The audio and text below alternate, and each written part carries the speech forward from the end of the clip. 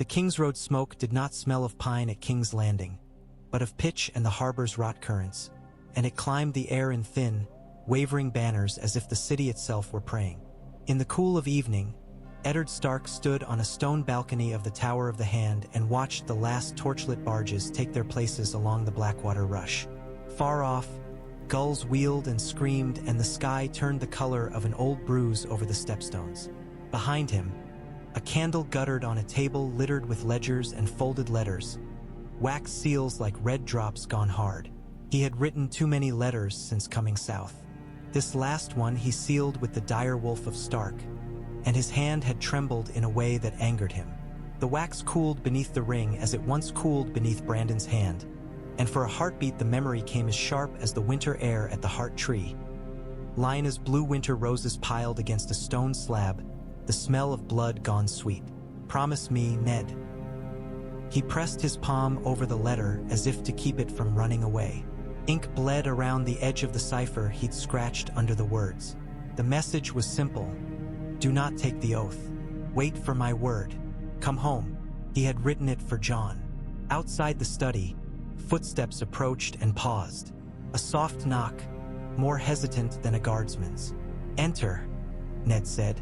Ser Loras Tyrell stepped into the candlelight with the precise ease of a man always on show. He was bareheaded, ringlets damped by salt air and sweat, doublet a green so deep it held the room's shadows. The golden rose on his breast shone like a little bit of the sun had wandered into the tower. He bent his head with courteous grace that was almost a bow. My Lord Hand, Loras said, and his voice did not sound like a boy's. You asked for me. I did. Ned gestured to the chair. Seat. Loras sat, though not fully. He perched, elegant and alert as a hound that could spring without spilling the wine. His eyes flicked once to the letter on the table before returning to Ned's face. I would have words, Ned said. Fewer eyes than the gods have is best for them. Loras's mouth quirked. We have only the one set between us. Though the gods do seem overfond of King's Landing, they're not the only ones. Ned slid a second parchment across the table. You serve your Lord Father and your king. I ask if you serve your brother also. Renly needs little service of me beyond a comb and a mirror, Loras said lightly, then let the smile fall away. But I am his sword when needful. Good, Ned said. He has sense when he isn't practicing his smiles. He spoke to me after the tourney of the hand. He urged me to act quickly when the time came, and to take the Queen's children into safekeeping. He spoke of 100 swords. He did not say whose swords. The Reach has many swords, Loras murmured, and many eyes. Ned kept his tone even. I mean to keep the law when the king lies abed. It will be law that saves the realm, not bright banners and song. But swords can keep the law when the law has no voice. Loras's gaze sharpened. You are the king's hand, and will be for as long as Robert wills it. But Robert rides too fast and drinks too deep. It's a cruel thing when a stag will run itself to dogs. I fear the worst. If the worst finds us, I will have need of those swords. The city watch bends to coin. Baelish believes coin has no scent. He is wrong. I can smell whose coin it is. Not ours, Loras said smoothly, but the denial was a dance step, not a thrust. Ned set the first sealed letter aside, the wax catching the light like a drop of the sunset itself. I ask you this. If I mean to hold the Queen's overboldness at bay until the rightful heir may be named, will the Tyrells add their weight to the scale? Rightful, Loras repeated, tasting the word. To whom? Lord Stannis speaks the language of right. Renly the language of hearts. The Queen speaks with knives. Lord Stannis is Robert's heir, Ned said. Do not mistake me on that. Of course, Loras said. And yet you sent for me to talk of swords. I sent for you to talk of gardens. Ned surprised himself with a short, grim smile at Loras's blink. A garden left untended grows wild, and sometimes it must be reshaped. If the Reach is a garden, you and your house know how to prune, and which seeds should be given the sun. And what would you plant? Loras asked. He leaned forward then, the cavalier's pretty mask replaced by a young lord's precise mind. You speak not only of King's Landing. No, Ned said. He folded his hands. There is a boy. He should not put on black. He must not, if the realm is to have peace later. He is of my house. He saw Lyanna in a winter wood, her cloak fallen open and snow on her lashes that did not melt. Promise me, Ned.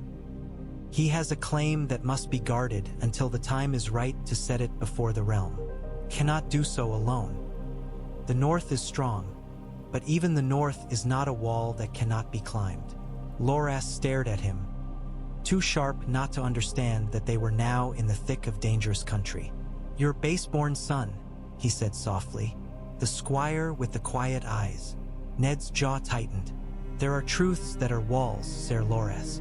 Not all men should try their hands at climbing them, but you may look at the stones and see how they set. I need him safe in the world of men when the time comes, not cast into vows sealed before a god's wood. Loras sat with it for a span. The noise of the city was 1,000 little riverlets and one constant tide. At last he said, You ask the Tyrells to keep faith with you against the Lannisters. I ask the Tyrells to keep faith with the realm, Ned said. And what keeps faith with the Tyrells? Loras asked, not unkindly. Faith is dear, my lord, but dearer still when returned for what we dare. Ned drew a long breath. He felt, for the first time since he'd entered the capital, the shape of a path beneath his feet. Your house loves the realm as a rose loves sunlight. I would put that sun in reach, not for Renly, though he may stand at its warmth, but for your lady's house.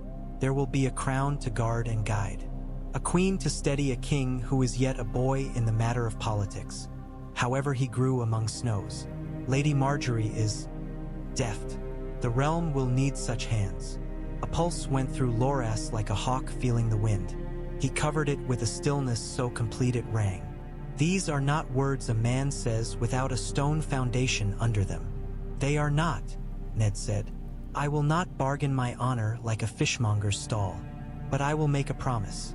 When the time comes and the boy's claim must be set before lords, there will be a match offered to bind Rose and Wolf, and the Tyrells will not see me alter from that. Loras's mouth eased. The gleam in his eyes was a dangerous beauty. Your word, he said. My word, Ned said. A stark word. They sat quietly as a gust pushed through the shutters and made the candle gutter. Loras looked past Ned to the city, almost wistful, as if it were a meadow he could not quite reach before the snow. I will send to High Garden, Loras said. The Queen of Thorns prunes even in winter. If there is a way to set your garden, she will find it. Ned stood. Then hear mine. Take men you trust and turn their eyes to the watch. There is a fat man with a shaved jaw and 2 rings on his fat hand who will listen to coin. He's their commander and he stinks of Littlefinger's purse. If fate falls ill on the king's hunt, I will need those cloaks to remember the law. Janos Slint, Loras said with disdain. His breath smells of lard and fear.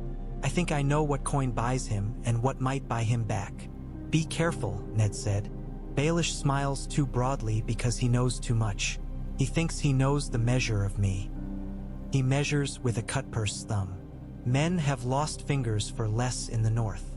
Loras rose, the chair's legs sighing against tile.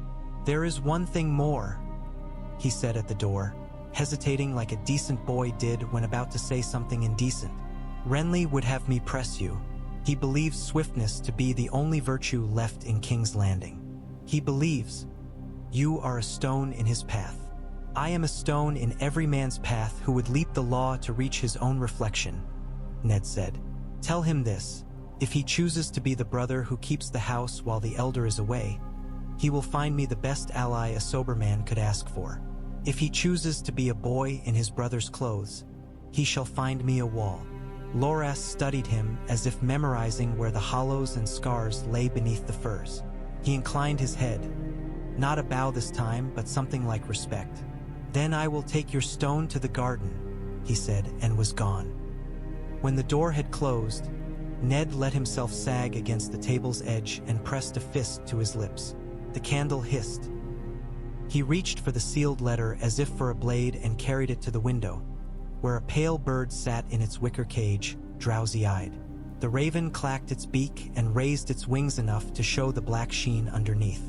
"Not to the wall," he told the bird, running a finger along its head. "Fly to Winterfell first. You know the way, to Maester Luwin's hands. Then on to Castle Black with a second letter. Do not dawdle for crumbs, old friend." He fed the raven, then bound the letter in the dark.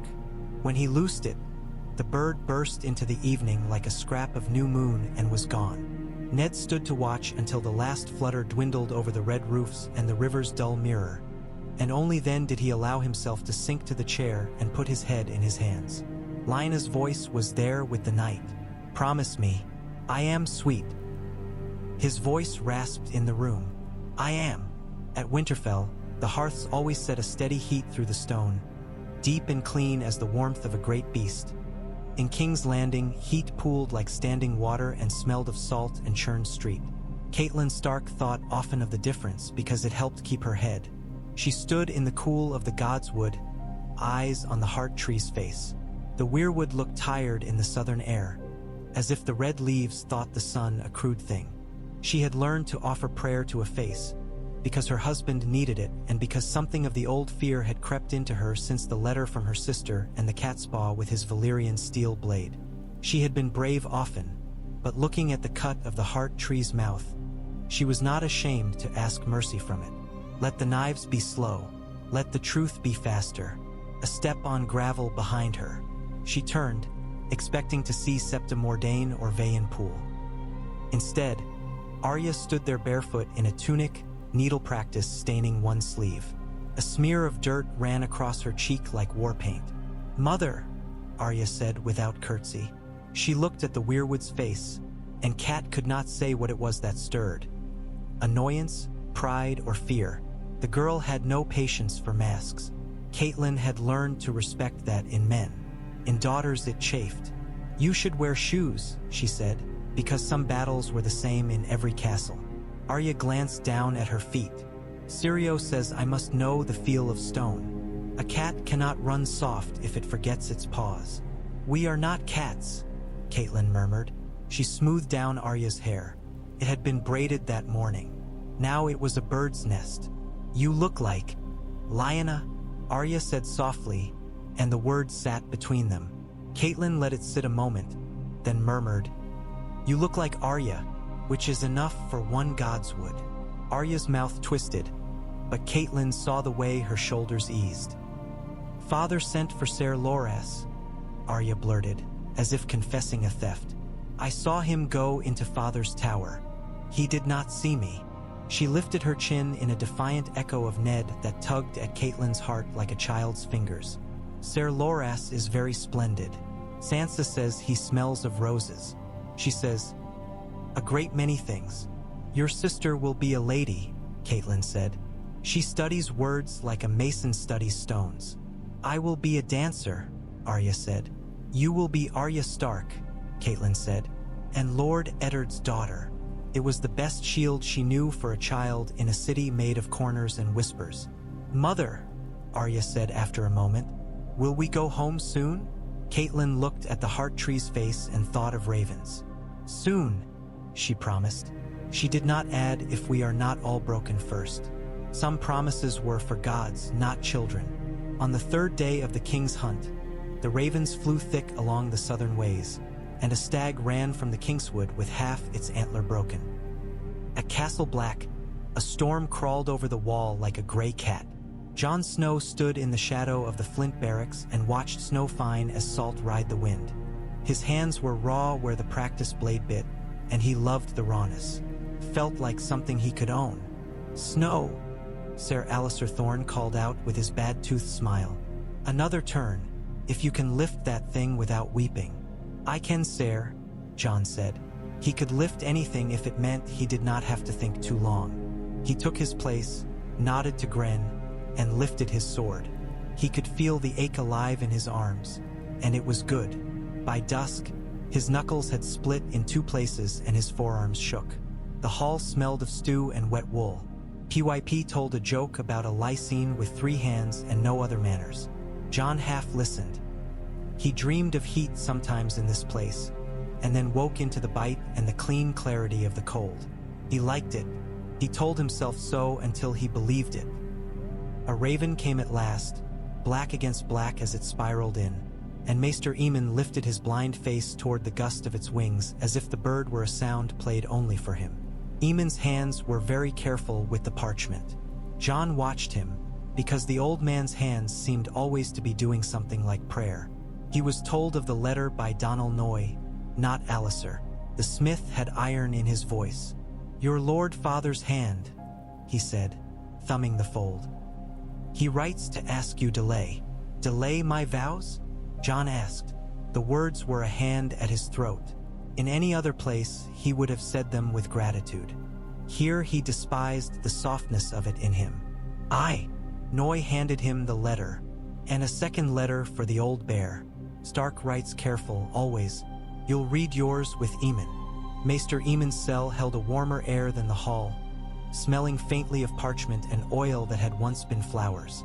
The old man's thin fingers found Jon's shoulder and squeezed. "Read to me," Aemon said, "if it is not secret." "It is to me," Jon said, "but it is also to the realm."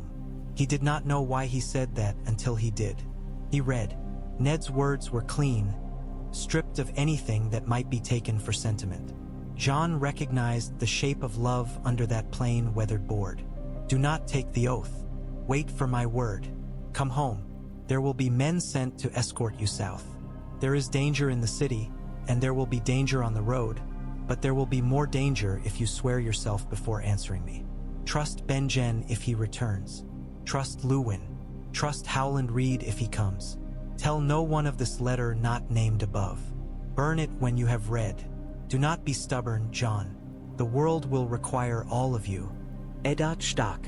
Jon stood a moment with the heat pounding behind his eyes, stupid as a boy. Neither oath nor letter would give way to him. He held both like knives. Maester Aemon waited as a maester knew how to do. In time, he said, "The world asks young men to be iron. Then it punishes them when they do not shape easy under the hammer. It is a crude God's joke, I think. He asks me not to take the black, not yet." Jon folded the letter until it was smaller than his palm. "I told myself for a month I was freer here than elsewhere. I was wrong." "You are free," Aemon said. "Free even to bind yourself. The first binding teaches a man how he will bind for the rest of his life. Small wonder wise men do not hurry through it." "I gave my word in my head," Jon said. "To myself, to Uncle Benjen, to these fools who cannot lift a sword without dropping their feet." He realized he was shaking again, but from no labor of arms. "How can I tell them I will delay? Thorn will laugh until he spits his rotten teeth. Then Thorn will be given a bit of warmth for once," Aemon said dryly. "I am old enough to be cruel with him and gentle with you. A letter has come from your father to the Lord Commander as well. Let us read it. Let us see what weight it adds to your choice." Mormont heard them with his hands behind his back and his bear's head looming. He read Ned's letter thrice in silence and made a low noise that was not quite a grunt. "It is his right," he said at last.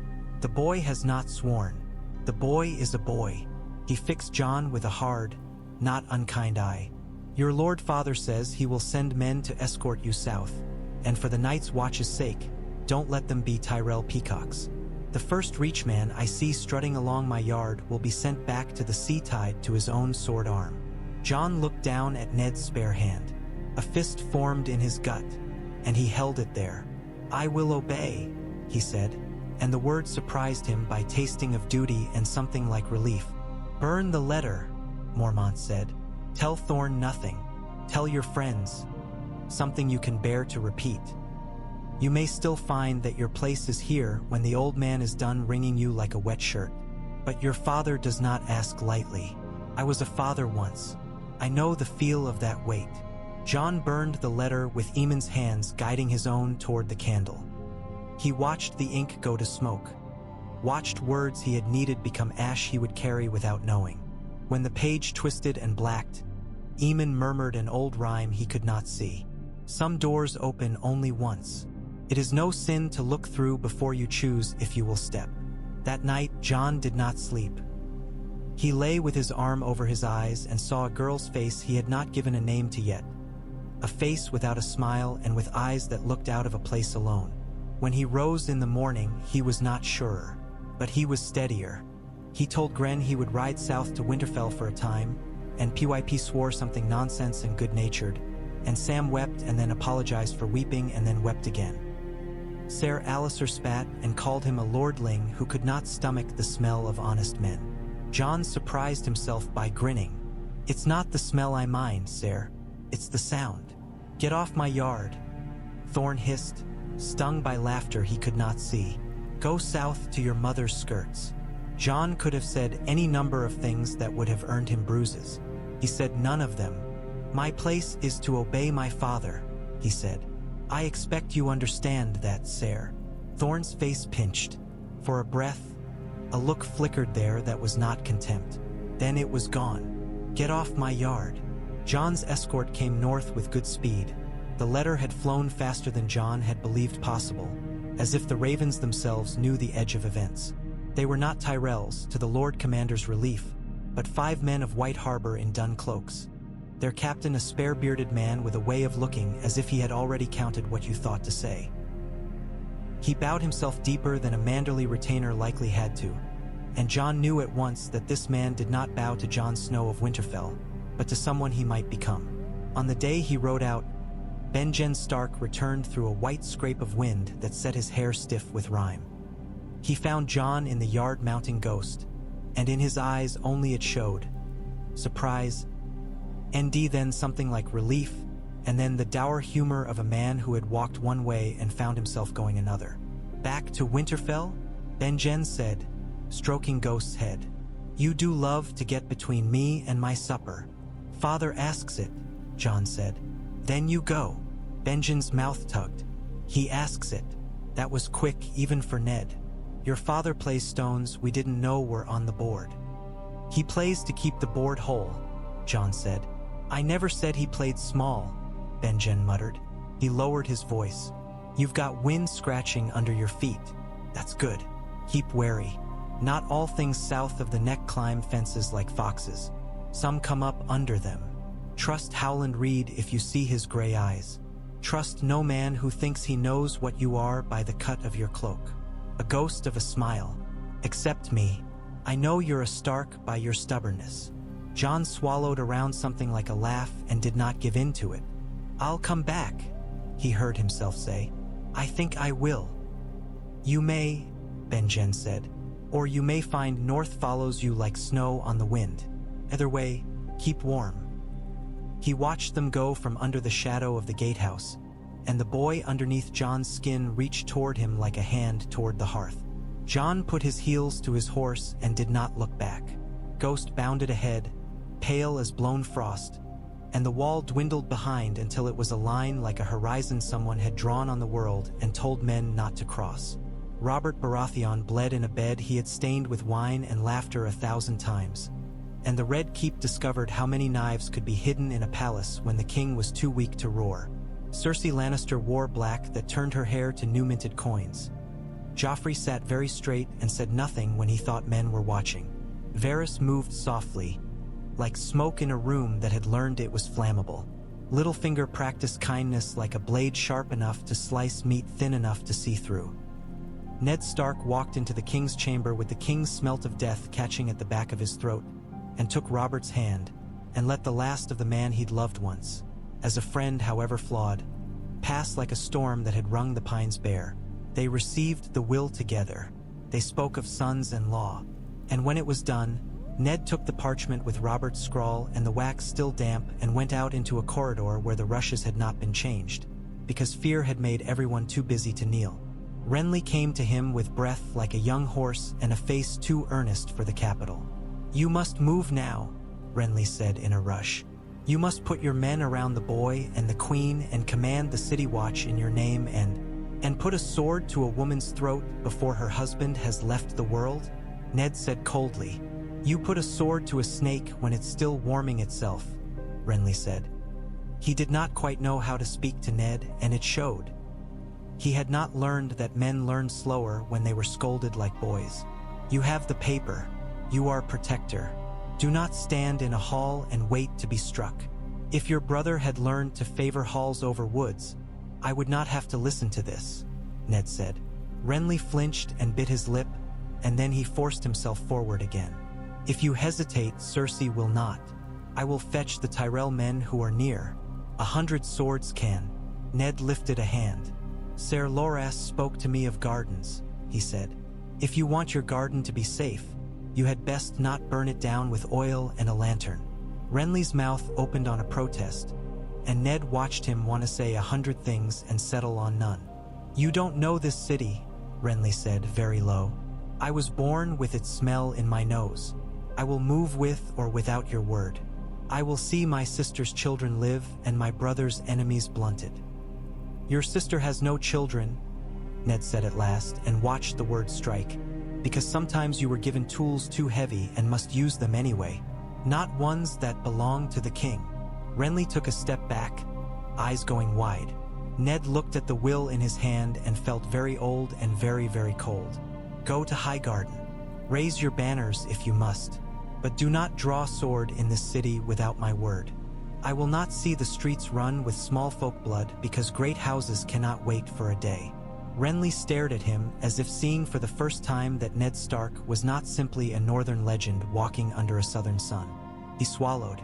You will die here, he said, but the words were tinged with something almost like respect. You have not the taste for midwifery and murder that this city requires. You will be too late once more. I have been too late before, Ned said softly, and paid for it. When Renly had gone, Varys came out from between two pillars and bowed as low as jelly bows in a mold. Such a hard thing to be a good man, he sighed. They break like plates with the wrong pressure put upon them. Then keep your plump hands off my shelf, Ned said. Varys smiled so sincerely his eyes wept. Would that I could, my lord. Alas, the kingdom is a pantry and my hands are always sticky. Tell me, Ned said, because the time had frayed, if I hold the law tomorrow and speak it in the throne room, what will the watch do? They will do what they are paid to do, Varys said. He lifted a hand and studied a non-existent hangnail. And it is said by men who concern themselves with counting that Lord Baelish is a very thrifty payer of men. He also counts the favors of ladies, which are dearer coin in King's Landing than gold, though they wear lipstick rather than a stamp. And how do you pay men? Ned asked. I pay men with what they think they cannot live without, Varys said almost gently. I suspect Ser Loras pays them with what they cannot afford to live against. The reach grows bread that makes boys tall. Hungry men remember bread the way lovers remember kisses. You may find the watch more inclined to their oaths at the scent of ovens. Ned thought of Loras's level gaze and the little glints of iron under rose petals. Then let us pray Janos Slint hungers, he said. The morning the realm changed. The sky over the Red Keep was the color of pewter and the seabirds fell quiet as if waiting. The small folk still streamed through Mud Gate with baskets and babies and a look on their faces like people who had learned something the day before without knowing what it was. The throne room was an echoing shell where whispers scuttled like crabs in tide pools. The iron throne sat upon its steps, a thing of knives that held the last light and made it cruel. Cersei stood with her children and her brother's shadow hovering behind her. Barristan Selmy was a blade of winter at her right. Pycelle wobbled like old cheese at her left. The king's chair on the dais was empty, a thing like a gap in a row of teeth.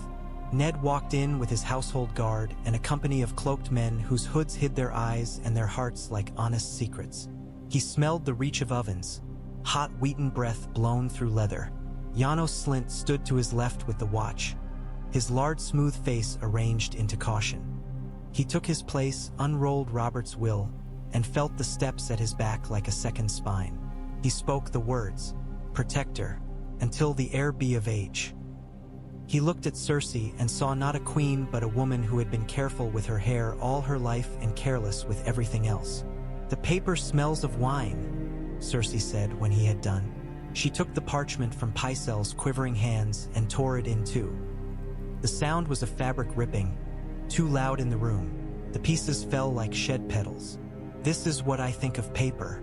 Hollow men clutch it to their chest while true men hold steel. Ned felt 10 years roll back and heard Brandon's laugh somewhere. And then he breathed and the memory left him. The king wrote those words. The law stands. He turned. Commander Slint, seize the queen and her children in the name of Robert Baratheon and keep them in safe custody until the rightful heir may sit upon the throne. Joffrey made a sound like a kettle boiling. I am the rightful heir, he said, sharp and thin and furious. You'll be silent, Cersei hissed, sudden and real. For a heartbeat, the room teetered. Ned saw Baelish's eyebrows lift in amused surprise, as if a juggler had dropped one ball on purpose to keep the crowd awake. Then Janos Slynt turned and made a small cutting gesture with his fat hand. The city watch flowed forward, and did not go to Cersei. Gold cloaks planted their spears before Ned's guard, forming a hedge facing outward, and a second rank turned and boxed the Lannister men with their backs to the wall. Barristan half-pivoted, reading the field.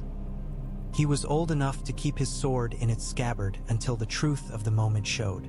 By order of the hand, Janos Slynt said, voice steady enough to hide the old tremor. He did not look at Baelish. He looked at Ser Loras where he stood with half a dozen men in the shadow of a column, roses wilting on their cloaks. In the king's name, Cersei's nostrils flared. Loras's hand rested on his sword hilt like a boy's hand on a new horse, sure and joyful. Littlefinger's smile hung for a heartbeat like a coat on a hook and then slid to the floor. He took one half-step backward and found a Tyrell retainer there whose eyes were a country road. He made a show of clearing his throat instead. You foolish northern creature, Cersei said, but her voice had flint sparks in it now. You have set the city on fire. Ned lifted his hand. I have wet the streets so they will not burn, he said. Take them. Ser Ares Oakhart hesitated, and Ned saw the struggle in him, the way he leaned toward Oath and Queen both. Barristan did not move. At last, as if finally receiving a piece of news he had been waiting for too long, Ser Barristan Selmy took 2 pieces of steel, one his duty, one his honor, and set them down on the floor between him and the queen with the care of a man who loved anything made by men. He stepped back. I serve the realm, he said, and the law. You serve the losing side, Cersei said. One last snake strike with a smile behind it. Always, Barristan murmured, and closed his eyes as the watch surrounded them. It was done faster than Ned had dreamed it could be. Baelish slipped away as smoke would through a crack, but Cersei found herself carried like a queen to a room without windows, and the boy who would be king put in a chamber with a bored guardsman humming a harvest song under his breath. Ned, liste Ned. He had not been too late this time. The thought felt like a man's hands closing around a child's shoulders and finding them whole. In the small council chamber, Loras leaned a hip against the table and swung one boot in a controlled laziness. Varys watched the ceiling and wore a look of faint, happy surprise, as if someone had given him a pie and then left him alone with it. Pycelle wheezed and sweated and tried to dwarf himself into his own robes. You have done a daring thing, Varys murmured. I have done a necessary thing, Ned said. He looked at the seal of the hand, heavy against his chest. It had been heavier this morning. I will send to Dragonstone with the king's will. Lord Stannis must be recalled to the city. Stannis, Loras said with a particular lack of music. Ah. Ned met his eye. He is the heir by law. I will not break law for convenience, but I will not allow a divided council to make war on itself while the Lannisters gather. He let the rest of the shape show. In the meantime, I will act as protector, and there are matters of marriage that unite houses and break them both when done poorly. I do not do things poorly if I can help it. Loras's smile tilted. If Stannis is a man with a face forever in a wind that never warms, he will not relish the scent of roses. He need not, Ned said. The realm will relish peace. That is enough. Peace, Pycelle breathed. Sweet word, so seldom fed. Then let us feed it, Ned said. He turned to Varys. Send a courier to Highgarden Fleetfoot and with quiet company. Ask for Mace Tyrell's counsel, but ask harder for Lady Olenna's. Varys's eyes shone. Oh, to see a wolf prick his paw in the rose bushes. Very well. And send to White Harbor, Ned said. Tell Lord Wyman to keep his ships ready and his nets mended. There will be fish to catch or enemies to drown. He faced Loras. Your lady sister will be brought to the city as befits a guest of the hand, not with trumpets, with courtesy. She will find the gardens are not ruined. Courtesy, Loras said happily. A rare flower here. We will water it. When they were alone, after Loras had gone to set things moving and Varys to gather gossip like coins, Ned felt the tower tilt under him as if the sea had crept under its foundations. He stood steady until the stones remembered themselves. The Queen of Thorns came to King's Landing in a litter that refused to sway. It was the only thing in the city that did not. The air had gone heavy with heat, and the markets buzzed like a hive, and the word Stannis rippled through it like someone had dropped a stone in a pond and then forgotten to take their hand away. By then, Mace Tyrell had sent 3 letters full of grand phrases and many words for flower and duty. Olenna sent one note that read, I will come. See that the tea is hot. She came with Marjorie beside her and 2 servants who could have killed a man with a handkerchief. They entered the Tower of the Hand without being seen by those who would have liked to see them, and the girl put her hand to the stone of the stair and smiled as if she knew secrets in it. They met in a room with windows open to breeze and the scent of the river slicing the city's stink. Olenna sat without being told where to sit. She did not ask for the tea. She lifted her cane and tapped it once on the tile to command it, then drank, then looked at Ned over the rim of the cup as if at a boy she meant to make into a man. You have made a mess, she said, comfortable as a cat at the hearth. But it is not an ugly mess. It has good bones. Thank you, my lady, Ned said, and meant it. Marjorie watched him without staring. She had Loras's eyes without his restlessness. When she smiled, she did so as if she understood that most smiles were wasted in this city, and she preferred not to waste things the poor could use. You brought us here without trumpets, Olenna went on. Good.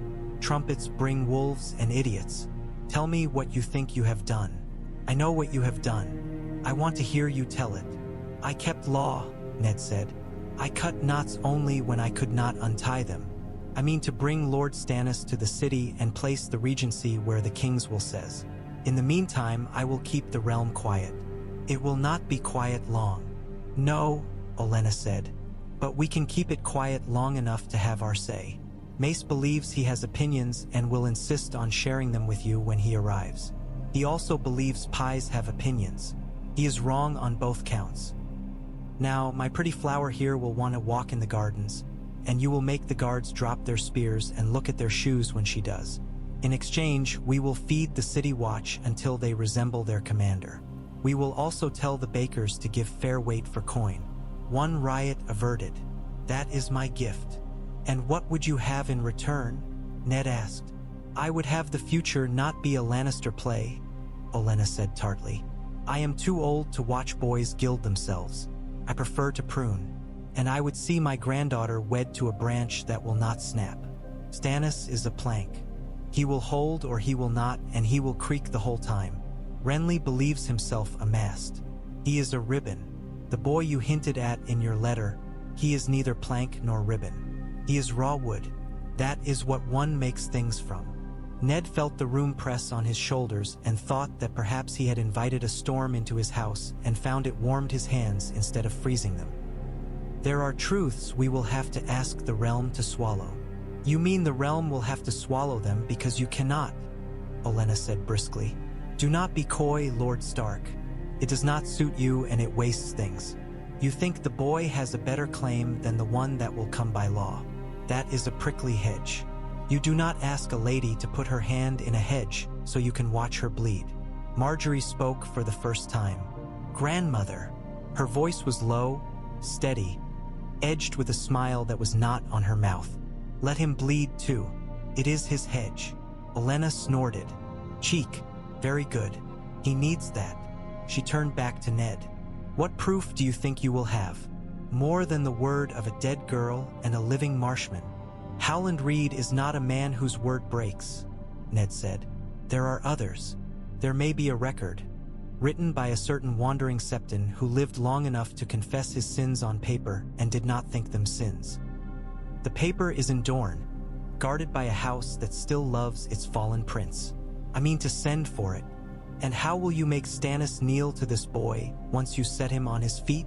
Olenna asked, not unkindly. He is a man who cannot yield. It is his one virtue and his worst sin. By not asking him to kneel, Ned said.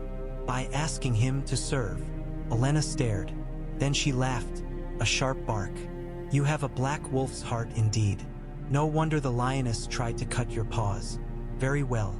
Set your proof. In the meantime, we will set a betrothal and keep it quiet enough that only the right people hear it. The wrong people will come to know later when it is too late to do more than scowl. Marjorie's eyes were on Ned. She did not flutter her lashes. It made him think of Catelyn, of the way she had first looked at him as if at a man she would put her life beside without fuss if he proved he could hold it.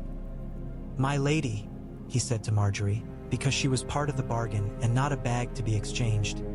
This will be a hard road. The boy is unpolished. He is decent, which is a rarity here and sometimes a liability. He is not soft. Well, Marjorie said, her mouth curving slow as sunlight coming over a wall. Roses grow thorns for a reason. Jon had not thought to feel foreign in Winterfell. The first sight of the broken-top towers and the smoke rising from the kitchens had made his chest ache as if an old bruise had woken. Ghost ran ahead and circled and yipped in delight, and the wolves in the wood answered from far off as if spring had been promised and delivered. Yet when Jon stepped into the yard and men looked at him, he felt eyes measure him in new ways. He felt the shape of something on his back that he did not wear. Robb came down the steps at a run and caught him in a hold that bruised the breath out of them both, and then stood back with a grin so wide Ghost barked. You look like an arse, Robb said, and then his eyes went hot and quick. I'm glad you're back. So am I, Jon said, and meant it. Catelyn Stark came after, composed as a chapel and as guarded. Jon bowed. He saw the flicker in her eyes that had always been there when she looked at him. Not hatred, exactly, but an old sorrow twisted into a habit, like a heel that always cut no matter what boot one wore. Lady Stark, he said. Jon, she said, come into the hall. Your father's letter ran faster than you did. He laughed once because that was true. In the hall, the heat of Winterfell welcomed him like a hand set on a household's shoulder. Maester Luwin had set out wine and mattered papers, and the few men of White Harbour are melted away to the side, putting their backs to the hearth as if they had carried cold inside with them and would sit quietly until it was done. Catelyn poured wine for Jon with her own hand, and that alone told him how abnormal the day was. She gave him the cup, watched him drink, and then sat with her hands folded. Your father asks me, she said carefully, to do what he has never asked of me before. Jon waited. He could see Robb's jaw set like the line of a family crest. To keep you from taking the black, Catelyn said. She took a breath that sounded like a winter wind finding a crack under a door. To receive certain guests in Winterfell who come not to my husband but to you. To be motherly to a garden I did not plant and did not think I would water. Her eyes flicked to the direwolf on the wall and back to Jon's face. I am not a cruel woman, she said, with a frankness that startled him. But I can be unkind. I have been. She looked down at her hands. Your father now asks me to choose kindness. I will do so, come what may. Jon had never learned what to do with the word kindness. It broke something in him and made room for something else, and he had to put the cup down for fear he would drop it. Thank you, he said. It was too small, but it was what he had. Manderly men brought in another log for the fire, and the sparks climbed like children clambering over a fence. Maester Luwin set parchment before Jon. A courier arrives within a week's time, if the gods' will is to see roads clear of bandits and storms. He will bring guests. Luwin's mouth twitched. Lady Olenna Tyrell and her granddaughter. Robb made a sound that sounded very much like laughter trapped in a cough. Well, 7 hells. Catelyn ignored him, as a good mother must when sons were being ridiculous. She watched Jon. They come in secrecy, she said. Men will say many things about why the Queen of Thorns might come to Winterfell. It does not matter. They will say them anyway. Jon had heard of Olenna Tyrell the way one heard of certain mountains, things that broke storms and made their own weather. He could not conjure the shape of Marjorie's face. He tried and found only an idea of flowers and a soft voice, which was probably wrong and useless besides. "You mean that I will be offered a match," he said, because he had learned from Ned's letters that it was better to set a shape down and test it than chase it around a room without a rope. "You mean to put Rose to wolf?" Catelyn's hands trembled once. "I mean your father has asked me to prepare you to live in a world where nothing is simple and men will cut you until you learn where the knives are. A match would put you near the hearth. It would keep you from the cold. And," she added, and only then did the smallest edge creep into her voice as if habit had pricked through her composure, "it would change your place in this house." Jon swallowed. "I do not think a match to a southern lady will make you love me more." Catelyn did not flinch. No, she looked him in the eye, and there was a tired honesty there he found he did not hate. "A match to a southern lady will make your world larger. Mine, perhaps, would become smaller. I will not lie to you. I will try not to be cruel. If you find me failing at that, you will tell me and I will listen." She breathed once. "This is what I can do." It was more than he had ever thought he would receive. He bowed to her as he might to a queen, and when he straightened, he was surprised to find Robb close and his brother's hand on his shoulder. It was a stark hand. Steady, not over-fond. There when you needed it. "Come," Robb said gruffly. "If you mean to be courted by roses, you'd better not stink like a stable. Grey Wind won't forgive you, and neither will Marjorie if she's got any sense." "Do you know her?" Jon asked, allowing the laugh to come and discovering it was not bitter. "No," Robb said. He grinned in a way that said this was all ridiculous and splendid. "But I know girls. They prefer men who do not smell like boiled leather." Lady Olenna's litter rolled into Winterfell as if it had been measured against every gate in the 7 kingdoms and found just shy of too large on purpose. She stepped down with one hand on a maid's shoulder and one hand on her cane and looked around as if she had set a bet on whether the north would be more drab than people said and meant to collect. "Better than I expected," she announced. "I do love a place that doesn't sweat." Marjorie followed with a hood shadowing her hair. She did not curtsy like a girl who had been trained to curtsy in glass rooms. She inclined her head to Catelyn with a certain allied sobriety and then smiled, not at Jon, but at the sight of the Godswood gate behind him. She smelled of soap and a faint resin, pine oil rubbed into gloves. "Lady Marjorie," Catelyn said, warmly enough to be polite, not so warmly as to lie, "Winterfell welcomes you." "Winterfell makes honesty an easy habit," Marjorie replied, not attempting to disguise the words as flattery. "We are grateful for your invitation." Olenna had no patience for outside voices when there were inside matters to attend to. "Let us get in out of the wind," she said. "I have come to test the mettle of your girl, and your boy to test the thorn in my girl. No use doing it where ravens can hear and make gossip of it."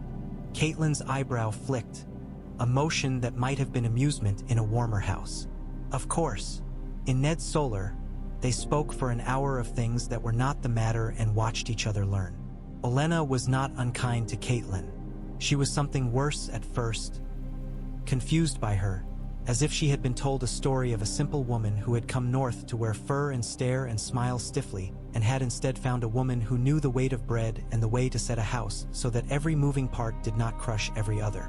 By the end of the hour, Olenna was no longer confused. She was satisfied, which in her was a kind of compliment. At last, as the tea went from hot to honest and the sun fell through the arrow slits in thick yellow plates, Olenna tapped her cane. "Enough. I've had more polite words this month than in the year past. Let us look at the boy." "Grandmother," Marjorie murmured. "Hush," Olenna said. "You will look at him too." Jon stood. He had chosen a plain black doublet because he did not own finery and because he thought it fitting that a boy who had nearly sworn the black should wear a reminder. He bowed. He could feel Ghost outside under the tower shadow, prowling, restless with the sense of the strangers who smelled of lemons and wool. "Well," Olenna said, "you are easier on the eye than a snowdrift, at least. I am pleased to resemble the local landscape," Jon said before he could stop himself. Olenna barked a laugh. "Cheek. My granddaughter likes cheek." She jabbed her cane. "Tell me, boy, what do you want?" Jon opened his mouth and found the truth had moved somewhere he did not know. Then he found it again. "I want to do right," he said.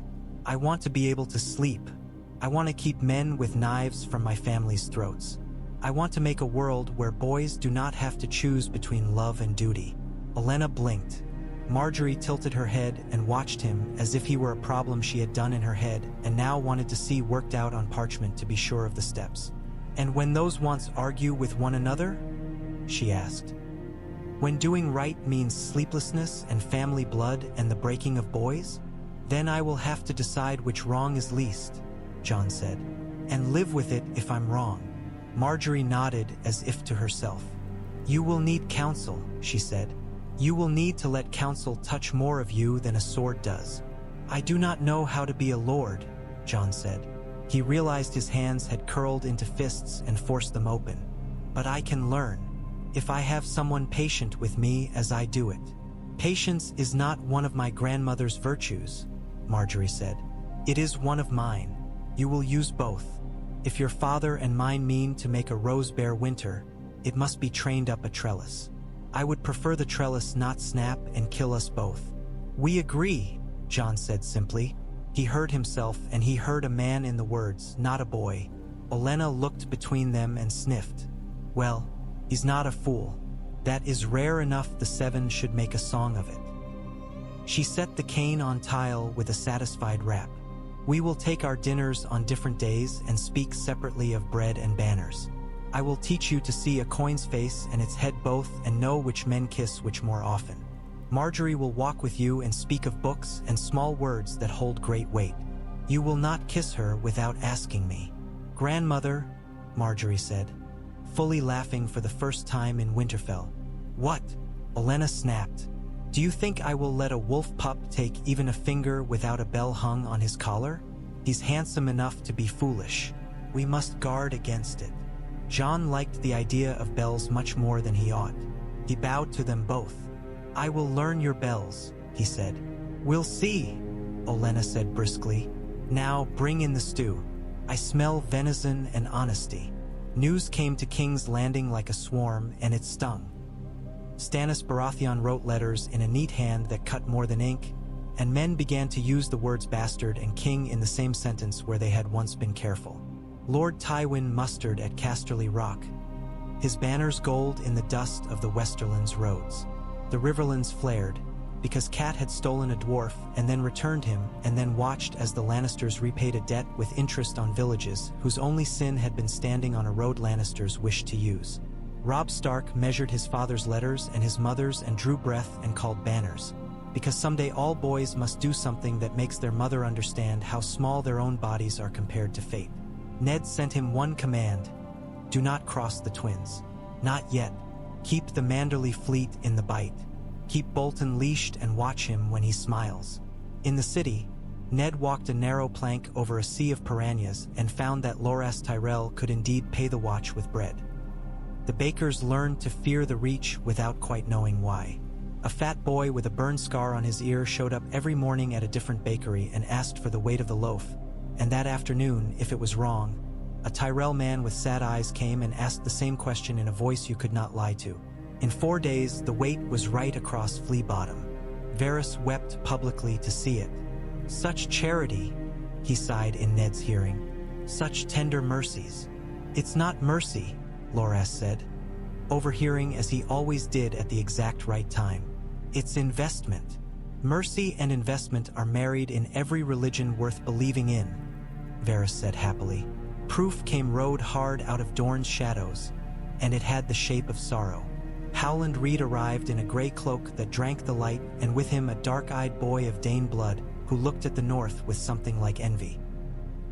He had a packet of parchment sealed with a wax that smelled of lavender burned and a name on it that had not been spoken aloud in King's Landing for many years. Rhaegar, in the Tower of the Hand. Ned broke that seal and read the words and felt Lyanna rise from the pool she had lain in all these years and put her hand on his cheek. The letter was a confession of a sin the faith would not call sin if a dragon had spoken it a century ago. A marriage set down in a high September's hand, annulment and betrothal both recorded, one beneath the other, written in a careful, reluctant script that had made an old man hope for some other world where love and law did not make enemies of each other. It named Lyanna Stark. It named the child she bore. It named him Jaehaerys. Howland, Ned said, and the word broke his voice. Howland lifted his dark head. The neck of him seemed too thin, like a sapling that had learned how to bend rather than break in wind. I will speak before any lords you ask. I will bleed my words before your enemies. I defended you at a tower once. I will again. He looked toward the window as if the sky were a face. She wanted truth, he said softly, as if to himself. She wanted it more than she wanted sleep. She wanted it more than she wanted to breathe. I told her it would be a knife at your throat. She said she had made a promise. Ned closed his eyes. So did I. The boy from Starfall, Edric Dane, stood very still.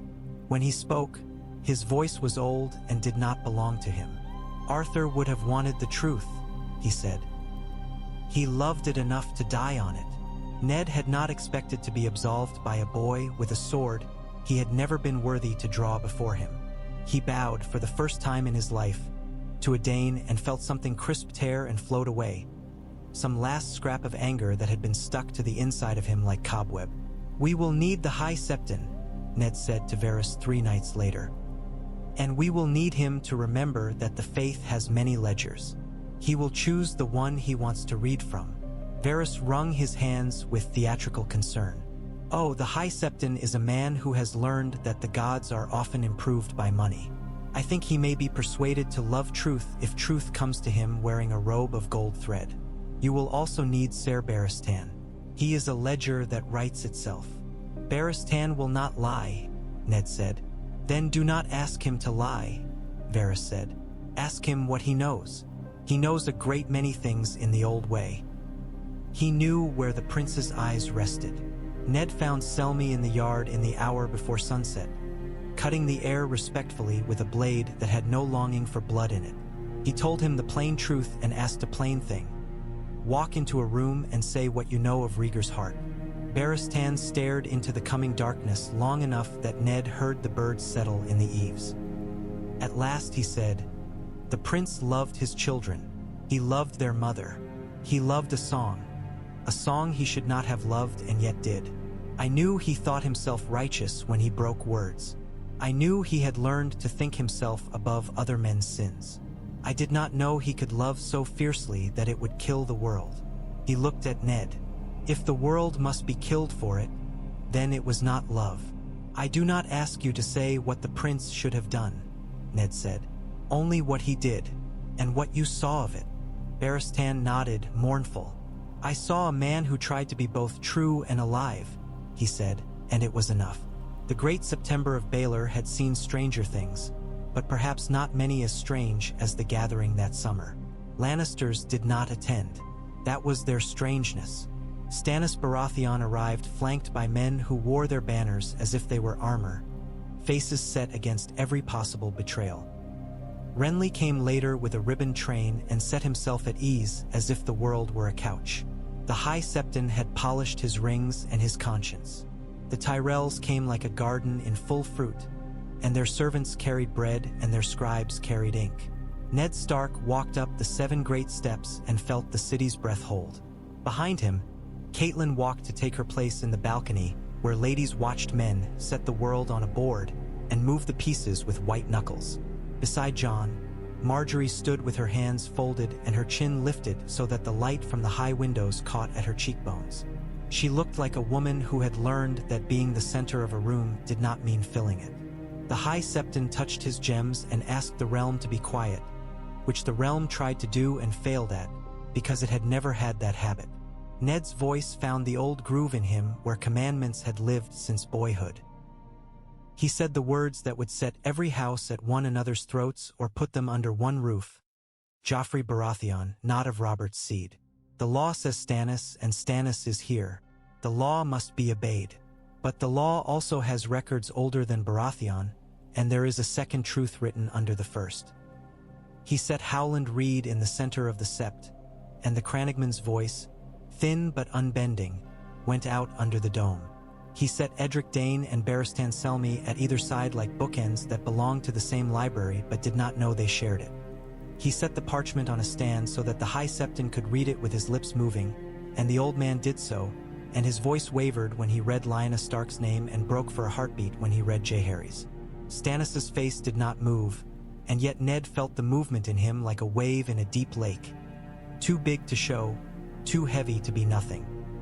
Renly looked down and rested his mouth on his fingers to make sure it was closed. Loras stood very still. Olenna pursed her mouth. When he had finished, Ned said nothing more. Words could not do more now. It was not a court, he had made certain of that. It was not a coronation. It was not a trapping. It was a garden he had invited men to walk in. He waited to see who would trample it and who would see the path. Stannis said first what he would say always. The law is clear. I am heir to Robert Baratheon. I will not be moved from that by a marshman's fables and a Dornish boy's tragic legends, however well copied. But his voice thickened on legends. If there was an annulment, the faith must prove it properly. If there was a second marriage, it must be ruled on. The Targaryens kept their own laws once. They will not keep them again. The High Septon, suddenly sweat-slick under gems, croaked that the faith had records. Records could be reviewed. Bajillion years of this and that. The room shifted like a cat uncomfortable in its place. Renly opened his mouth, and for once, his words surprised Ned to pleasure. There is another law, Renly said. The law that keeps a city standing. While you argue in your tower of paper, lions tear at the riverlands and the Vale grows uneasy and the stormlands wait for your word and the north gathers like thunder. You may be king by law, brother, but you will be a king of ash if you do not learn to bend. Let the boy stand as your heir. He is Targaryen and Stark both, and he will draw swords to him from the north and reach and river. Make him Jaehaerys now in promise and Jon Snow in practice until the records please you. Marry him to a girl who will keep him from breaking when men want him to. Be king, but share the crown's weight. For a time Stannis was stone. Men whispered around them like leaves. Then he turned his head, slowly, as if the neck would snap if he moved too quickly, and set his eyes on Jon. Ned saw something pass there that he had not thought to see on Stannis Baratheon's face. Not mercy, not kindness, but a thought that had learned to live in the vicinity of both. Selmy spoke then, and the sept hushed. I knew Rhaegar Targaryen, he said, and the name shook the air. I did not know all of him. I do not think anyone did. I know he thought himself right when he wronged his wife. I know he loved his children. I know he learned to think the world would forgive him because he believed himself made to be forgiven. The world did not forgive him. I do not think it will forgive his son, either if his son proves the same kind of man. But perhaps the gods give us second drafts. He looked at Jon, and for the first time since Jon had come south, he felt himself truly seen by a man who had seen many men. Perhaps a boy given a harder road will step softer. The sept breathed. Stannis set his jaw. I will not set aside my rye. He said, but I will accept the boy into my household as my named heir if the faith will say plainly what is written, and if the lords here will sign to be bound by it when the time comes. If the boy proves weak or unjust, I will cast him down. If he proves strong and keeps law, I will put the crown on his head when I go to the stranger. His eyes cut to Ned. You will be answerable for him when he is young. If he breaks, I will hold you to account. Ned bowed his head as a man bows to the axe. That is just. Renly clapped once softly, an uncharacteristic show with a small sound. Loras looked at Marjorie, and Marjorie closed her eyes as if accepting a cup. You will drink whatever is in it. Olenna's mouth had primroses in it, and they were all poison. After, in the cool of the Sept's side aisle where shadows fell like water down old marble, Marjorie took Jon's hand in the way of the reach, soft fingers, firm grip, no games about who grasped whom. "We must now learn to eat every day without dying of it," she said. "I much prefer it to the alternative," Jon said. "Good," she said dryly. "You have taste." "What comes next?" he asked. "Lessons," she said, "and the smell of perfumed men who have never washed in honest water, and bread and circus, and ravens, and the first time you tell me no, and I am right and we survive it." He looked at their joined hands. "I will try not to be a fool." "You will fail," she said kindly. "What matters is how you mend after. War came anyway because the world takes peace as an insult and comes to see what you mean by it. Lord Tywin's men burned mills and stole daughters and took sheep that had been named by boys who did not remember now what wool felt like under clean hands. Jaime Lannister rode to free his sister and found himself fenced by roads of wheat and men who had learned to harvest other things. Stannis set the royal banner over the Red Keep and stood beneath it unsmiling. And if he was not loved, he was at least feared, and fear in the city had been more chaotic before. Robb marched to Moat Cailin and waited, not crossing the Twins, not yet, gathering his father's old bannermen like drywood. The Karstarks brought their grief like a wind that cut whatever stood before it. The Boltons brought their promises. The Manderleys brought stew and ships and letters with jokes in the margins because Lord Wyman could not bear a page without some evidence that he had laughed while reading it. Ned breathed easier knowing Robb did not run headlong into Walder Frey's teeth. Each day, a raven came or a man with a gatehouse's dust still on him, and Ned read and wrote and slept when the body insisted upon it and dreamed of snow falling in a courtyard where two children looked up and let it melt in their hair. Olenna cut King's Landing to fit its wearers. She set bakers to make loaves that all weighed the same and put a Tyrell boy with a temper under each to keep them honest. She taught Jon to look at a map and see where the roads failed and where they bled into one another. She taught him how to listen to merchants and cut a man's greed out of him without leaving him dead on the floor. Marjorie taught him court. With half the city watching, she took his arm and walked in the gardens and gave small smiles to children and spoke to Septas about soup and convinced a butcher to sell decent meat to the poor without making him feel as if he had been robbed of his pride. The poor loved her. Jon loved that the poor loved her. He did not know what kind of love his was for her, only that when she spoke of bread, he wanted to bring her more, and when she spoke of duty, he wanted duty to be a thing she would find worthy of interest. At night by candle, Marjorie coaxed him through letters and treaties and hand that learned to sign as well as hold a sword. "You have good penmanship," she said after a week, teasing. "Who taught you?" "Made myself," he said, embarrassed like a boy with a neat trick in a yard full of blunt sticks. "No one had time." "Then you will learn more tricks," she said. "You will learn the trick of not letting men see the shape of your thought until you are done thinking it."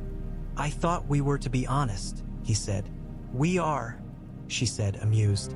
"But we must not be legible." In the 4th week after the Sept, Varys brought news with a face so composed that Ned knew at once it was the sort of news that makes a city fall quiet before it screams. "Tywin's outriders have gone farther than scouts should," Varys said, smoothing his sleeves. "And Jaime has ridden too fast to his battle. He finds himself cut off near the Whispering Wood. Robb Stark has let him ride in like a prince to his own supper and now means to douse the candles." Ned closed his eyes and saw Robb's hands, all boy and promise. If he takes Jaime, the West will be maimed. If he fails, he will put on a crown of winter thorns without wanting it. "Let us hope he wants mercy more than laurel," Varys murmured. That night, in King's Landing, everything smelled of rain that would not fall. Ned walked the top of the city's wall and looked toward the north, as if he might see a torch flare become the signal that would tell him his son had lived or died. At his side came the sound of softer slippers. "I did not think to ever count myself on a side with Starks," Littlefinger said mildly. He had reappeared in the city as if it had exhaled him after trying to swallow him. "I am pleased to find myself wrong. Some of my favorite things have come from being wrong. That is how I got my gardens." "You are not on my side," Ned said without turning. You are on yours." "True," Littlefinger said brightly, "and what a pleasant sight it is. Still, it intersects with yours often. The Tyrells keep a good larder. You have found their kitchens agreeable?" "I find their bread honest," Ned said. "I find their knives sharp but useful." "You may yet cut yourself?" Littlefinger said, and his voice was almost compassionate. "The old woman is a dangerous plant. Do not sit too near her when it rains. She leaks poison." Ned thought of Olenna's cane wrapping Tyle and her contented sigh when a stew was robust. "I am not afraid of rain in the north," he said. "Ah," Littlefinger said, "but this is the south. The rain is not honest here. It sneaks." "Then I will have someone to warn me," Ned said. "You are telling me this because you think you can move me to a new place. I am unmoved." Littlefinger smiled the way a cat smiles when it has decided not to pounce after all. "We will see," he said.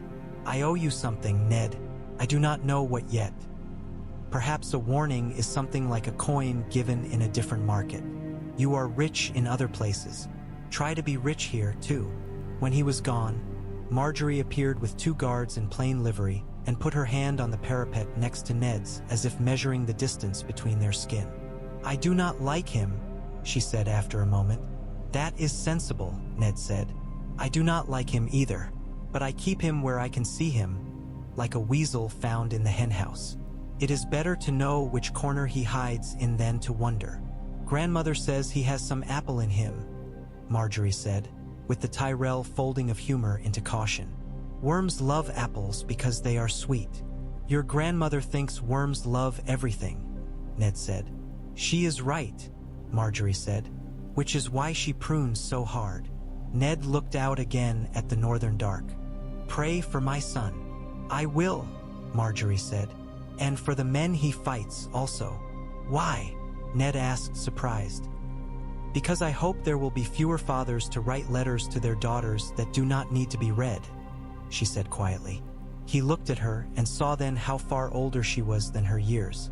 He bowed his head. "I will add my prayer to that." Rob took Jamie in a wood that whispered men's names to the leaves a generation had set down to rot and feed new roots.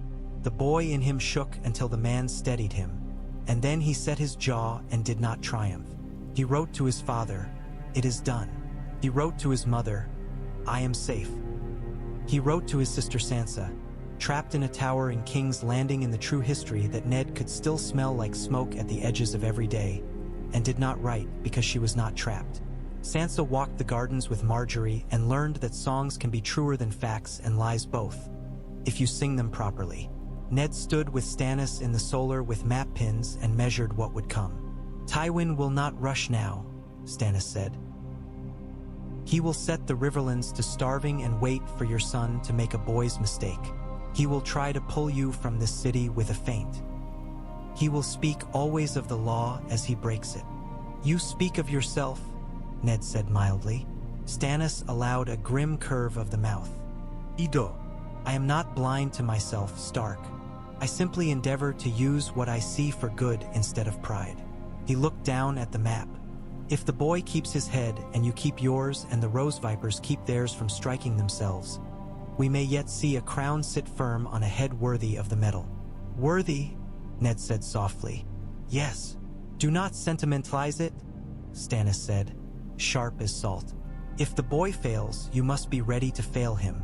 The realm is not a house to be kept for one family. It is a house that keeps all. If he proves himself a Targaryen of the wrong sort, we will cut him out." Ned thought of Lyanna's hand on his cheek from another world and said, very steadily, "If he proves himself that, I will sharpen the knife." Stannis looked at him, long and hard and with something that might have been respect if respect had been a mineral. "Good," he said. "Then we will work."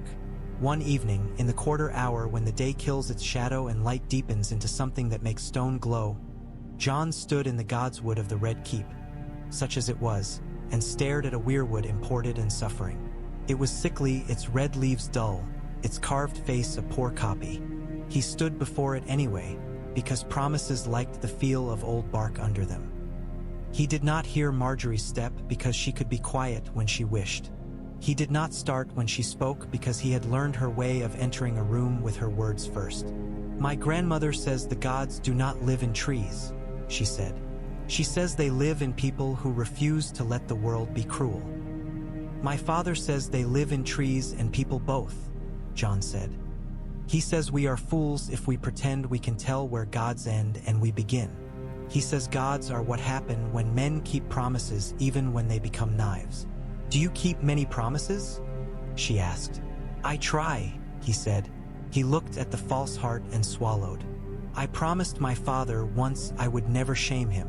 I promised my uncle I would keep my word. I promised myself I would never bend to fear. I have broken all of those already in small ways.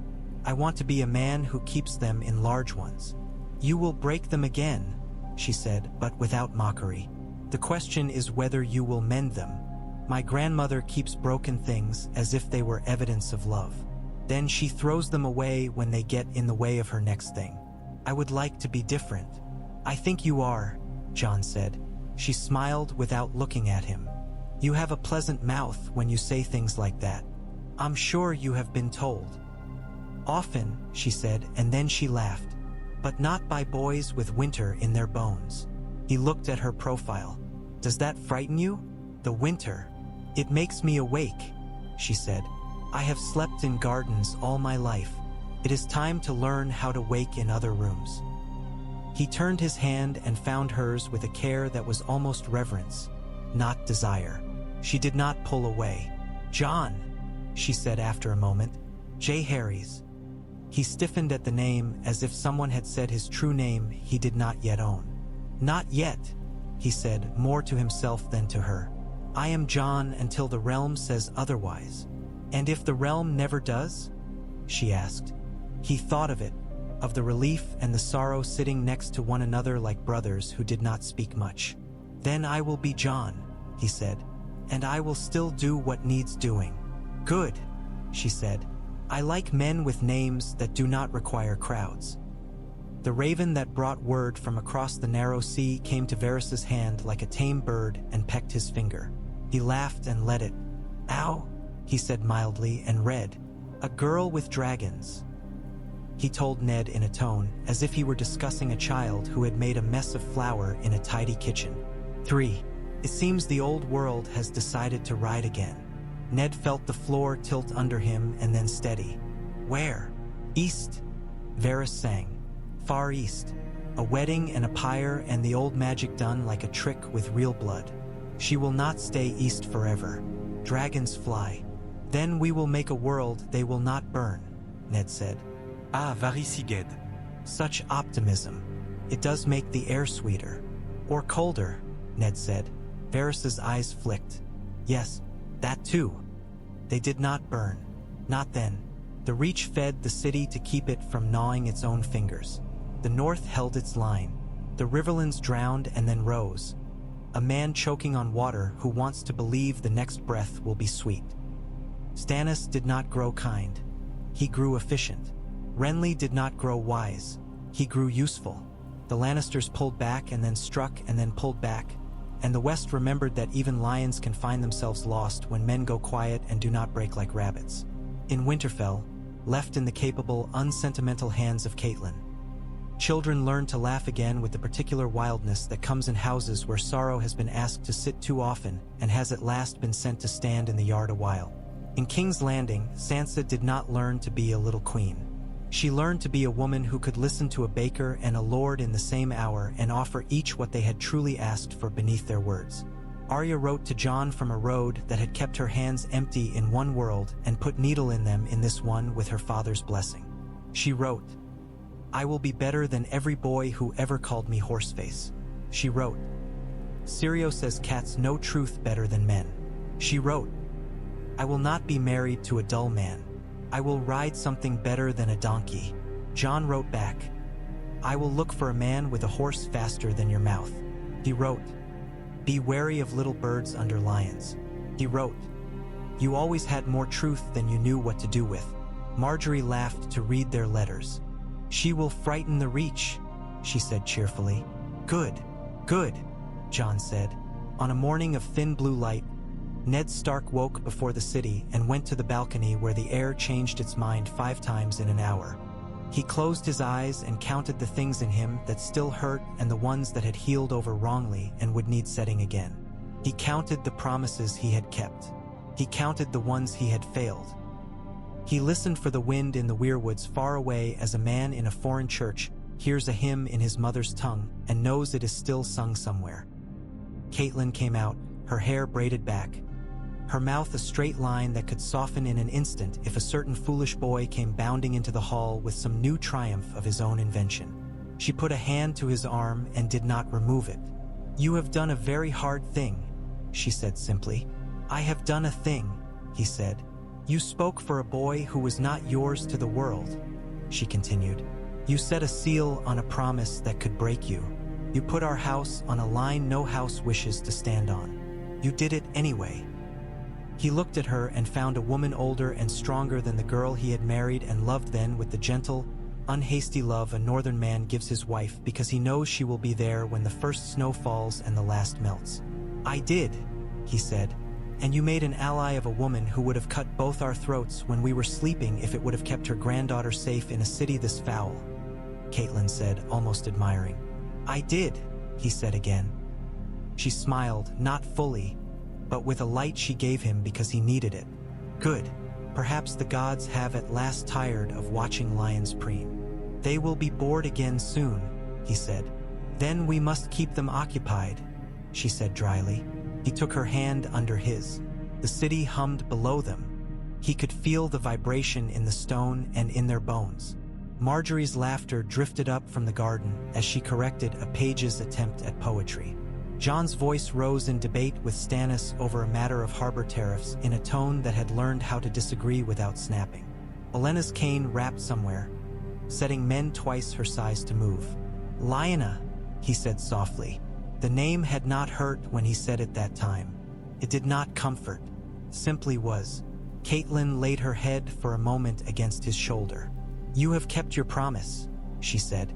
"Not yet," he said, "but I am nearer." From the river, a breeze shifted, bringing with it the smell of wet stone and bread still warm in ovens and the faintest tang of the sea, salt and frost. Ned breathed it in and let it out again. Somewhere beyond a horizon no man had ever drawn well enough. A girl with dragons lifted her face to a wind full of ash and believed it sweet. Somewhere north, the thin, hard sound of ice cracking under the steady push of spring came like a whisper. The world was not mended. It was held together by ropes that had been frayed before they were pulled. But the ropes held, for now. In the garden, Marjorie finished her poem for the page and sent him away with a kiss on the crown of his head. She looked up and saw Jon on the terrace, and he came down the steps to her with that steadying care she had learned to be grateful for. She did not touch him. She did not need to. "What did you make a child into today?" he asked with a smile. "Only this," she said, and put into his hand a leaf from a northern plant that had learned to grow in southern soil. "A lesson in how to turn your face to cold and still love the sun." He turned the leaf over between his fingers as if it were a coin no one had yet spent. "I will keep it," he said. "Good," she said. "You will need it." Above them, the bells did not toll for death or victory, only for midday. Men went to their dinners. Women scolded boys who came in with muddy boots. The city drew a breath and did not scream. Ned Stark set his shoulder to the wheel and pushed, and the wheel moved, and the day went on. The promise held, and in a world accustomed to promises broken like dry sticks, that was a wonder deep enough to count as miracle.